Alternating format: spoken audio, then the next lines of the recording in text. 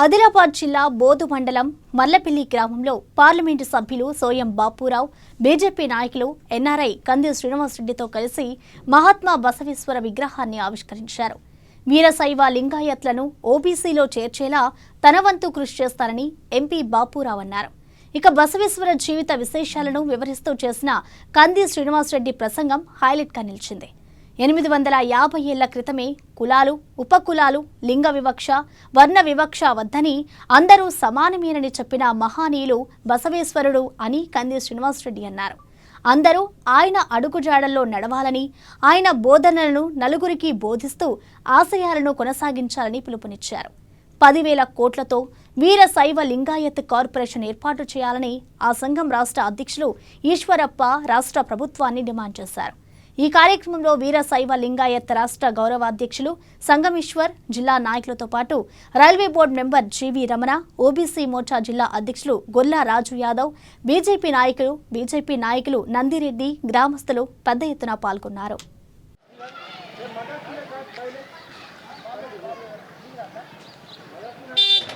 అట్లాగే ఈ సమావేశంలో పాల్గొన్న గౌరవాధ్యక్షులు పట్ల సంగమేశ్వర అన్న గారు, చాలా మంది మిత్రులు, కంది శ్రీనివాస్ రెడ్డి గారు, వీరి కూడా మనస్ఫూర్తి ఒకసారి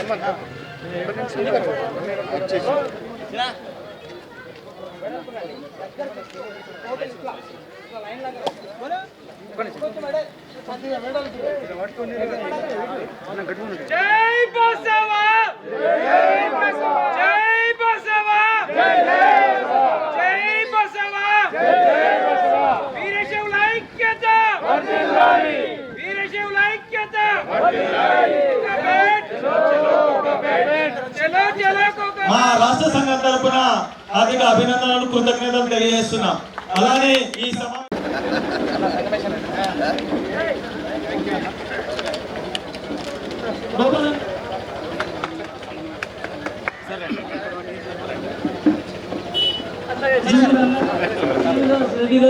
పిల్లగానే చాలా టైం ఇచ్చి వచ్చినారు.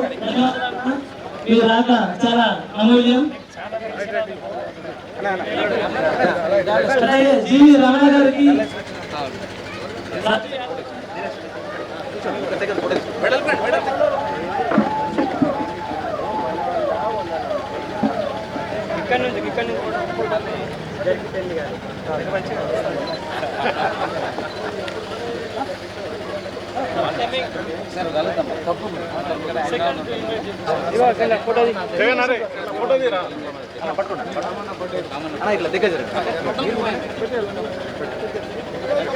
ఎంత బాగుంటుందా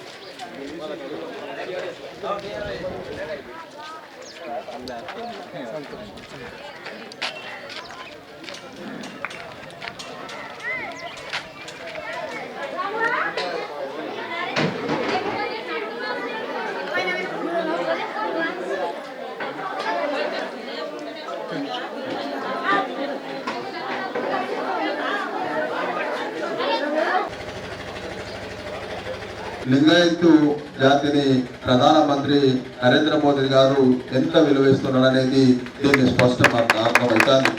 ఇవాళ భారతదేశంలో రాజకీయ వ్యవస్థ ఏదైతే నడుస్తుందో ఆనాడు మరి ఖచ్చితంగా రాబోయే తరానికి కూడా ఉపయోగపడాలన్న ఉద్దేశంతో మరి 30 స్త్రీల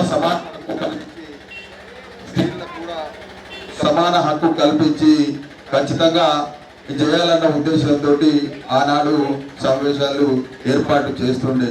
అదే రకంగా ఇవాళ ఆనాడు భాస్కరేశ్వరుడు ఏదైతే నిర్ణయం తీసుకున్నారో ఆ నిర్ణయాన్నే ఇవాళ భారత రాజకీయాల్లో తీసుకుంటున్నారు అంటే ఆయన మన దేశానికి ఎంత సేవ చేసిందో దీన్ని బట్టి అర్థమవుతుంది. కాబట్టి ఖచ్చితంగా రాష్ట్ర అధ్యక్షుడు చెప్పినట్టుగా ఏదైతే ఓబీసీలో దేశంలో ఓబీసీలో లేరు కాబట్టి మమ్మల్ని ఖచ్చితంగా ఓబీసీలో చర్చించడానికి ప్రయత్నం చేయాలని కూడా చెప్పడం జరిగింది.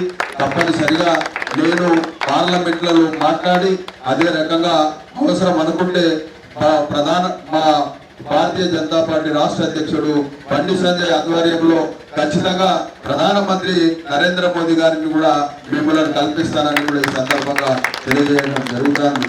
ఈశ్వరుడు వీరశైవ లింగాయత ధర్మాన్ని మామూలుగా స్థాపించలేదు, ఒక యజ్ఞం లాగా తీసుకెళ్ళాడు దాన్ని. 12వ శతాబ్దం అంటే 850 ఏళ్ల కిందట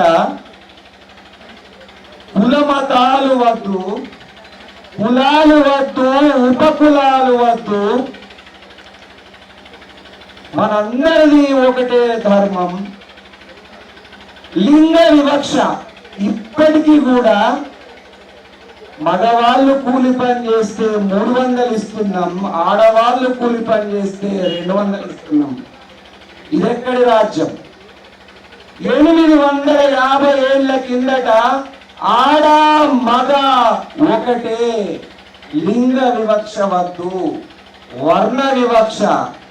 ఈ వర్ణ వివక్ష మన దేశంకు సూటబుల్ కాదు.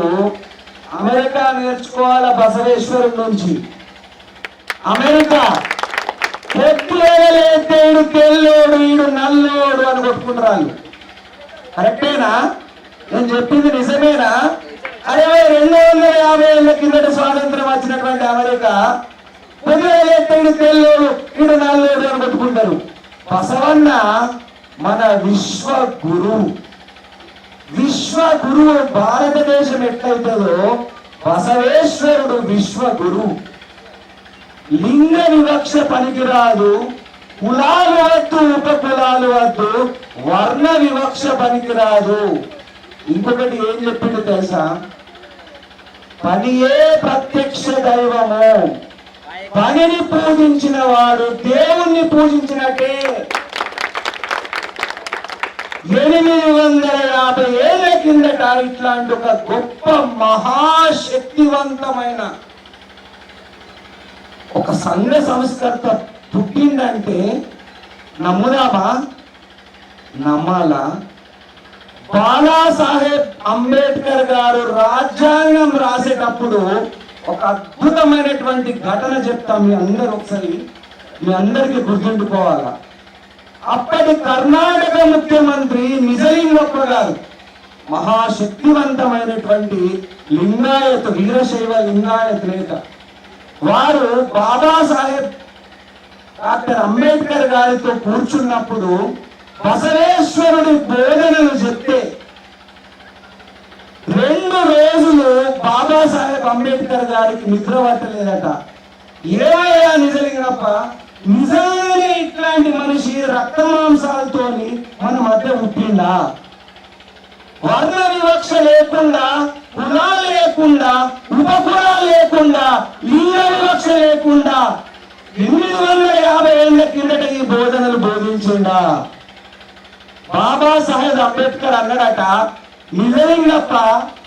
నిజలింగప్ప గారు మీ కన్నడిగులు స్వార్థపరులయ్యా అన్నాడట.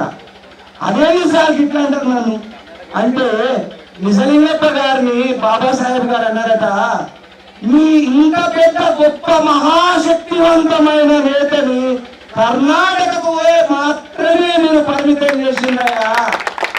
ప్రపంచాలందరికీ పరిమితం చేయాల్సినటువంటి నాయకుడు బసవేశ్వరుడు అన్నాడట.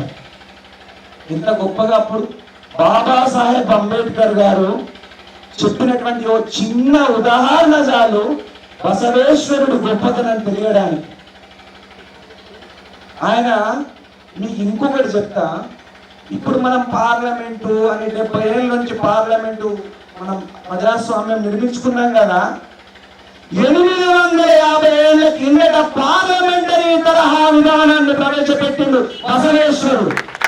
850 ఏళ్ల కిందట ఆ పార్లమెంటులో అంటే ఆ పార్లమెంటు వ్యవస్థలో విభిన్న జాతుల ప్రజలు విభిన్న లింగ వివక్ష లేకుండా కులాలు ఉపకులాలు అందరూ కూడా అక్కడ అందరూ సమావేశమై వారి వారి సలహాలు వారు ఇచ్చేవాళ్ళు. ఇప్పుడు మనం పార్లమెంట్ లో చర్చించుకుంటున్నది. పార్లమెంట్ లో అన్ని కులాలు మతాల వాళ్ళు వచ్చి మనం దేశం కోసం చట్టాలు చేస్తున్నాం కదా. అప్పుడు ఇట్లాంటి సెనేట్ వ్యవస్థని బసవేశ్వరుడు ఈ విశ్వగురువు ఈ మహాశక్తి 850 ఏళ్ల కిందట ప్రవేశపెట్టిండు. మనం ఎంత గర్వపడాలి. వీరశైవ లింగాయతులారా బిడ్డలారా, మీరు హైందవ ధర్మాన్ని వీరశైవ ధర్మాన్ని 2 కళ్ళుగా చూసుకొని నడుపుతున్న బిడ్డలారా, హిందూ మతానికి వీరశైవ లింగాయత ధర్మానికి ఒక గొప్ప శక్తివంతంగా భవిష్యత్ తరాలకు అందజేయడానికి మన బిడ్డలందరికీ నేను పేరు పేరున నా కృతజ్ఞతలు చెప్తున్నా. వీరశైవ లింగాయత బిడ్డలు మీ రాజకీయ హక్కులు పోరాడడానికి రాజకీయంగా సంఘటితం కావడమే. మీరు చెప్పారు కదా ఓబీసీ ఇష్యూ నడుస్తున్నదని. ఎట్లా వస్తుంది? మీకు అనుకున్న కోరిక ఎట్లా నెరవేరుతుంది? మంత్రాలకు చింతకాయలు రాలుతాయా? ఎట్లా రాలుతాయి? రాయి పెట్టి చింత చెట్టుకో దెబ్బ పోతే చింతకాయ పులుసు రాలుతాయా? వీరశైవ లింగాయత బిడ్డలారా, మన ధర్మాన్ని మన హక్కులని కాపాడుకోవాలంటే రాజకీయంగా సంఘటితం కావాలా. రాజకీయ సంఘటిత శక్తిగా పోరాడాలా. అయితేనే మన హక్కులు మనకు పాలకులు ఇస్తారు. అప్పటిదాకా ఈ పాలకులు మీ డిమాండ్లని ఇక్కడ విని ఇక్కడ వదిలేసే అవకాశం ఉంటది. మళ్ళీ ఇంకొకటి చెప్తా, మనం ఇప్పుడు మాట్లాడుకుంటున్నాం కదా, కూడు గుడ్డ నీళ్లు ఆహారము వైద్యము ఇది మనిషి యొక్క ప్రాథమిక హక్కులని చెప్పినటువంటి మొట్టమొదటి వ్యక్తి బసవేశ్వరుడు.